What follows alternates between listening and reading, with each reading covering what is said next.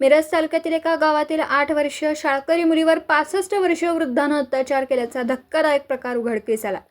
सुभाष उर्फ भैया गोविंद कांबळे असं या नराधमाचं नाव आहे। ही घटना 26 फेब्रुवारी रोजी घडली। याबाबत पीडितेच्या आजीने ग्रामीण पोलीस ठाण्यात फिर्याद दिली आहे। पोलिसांनी नराधम सुभाष कांबळे याला अटक केली असून त्याला 19 मार्चपर्यंत पोलीस कोठडी सुनावली।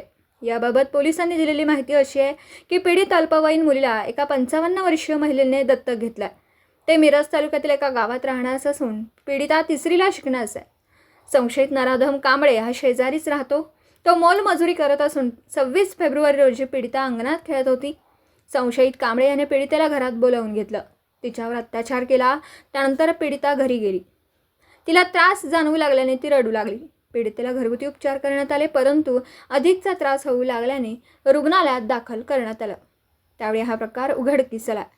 पीडितेच्या कुटुंबांनी ग्रामीण पोलीस ठाण्यात धाव घेत तक्रार दिली। ग्रामीण पोलिसांनी नराधम कांबळे याला अटक केली आहे। त्याच्या विरोधात बालकाचं लैंगिक अपराधापासून संरक्षण कायद्यानुसार गुन्हा दाखल करण्यात आला। अधिक तपास सहाय्यक निरीक्षक कल्याणी शिंदे करत आहेत। मुलींची सुरक्षितता ऐरणीवर आहे। काही महिन्यापूर्वी जत तालुक्यातील एका गावात बालिकेवर अत्याचार करून खून करण्यात आल्याची घटना घडली होती। आता मिरज तालुक्यातील एका गावात शाळकरी मुलीवर अत्याचार करण्यात आला।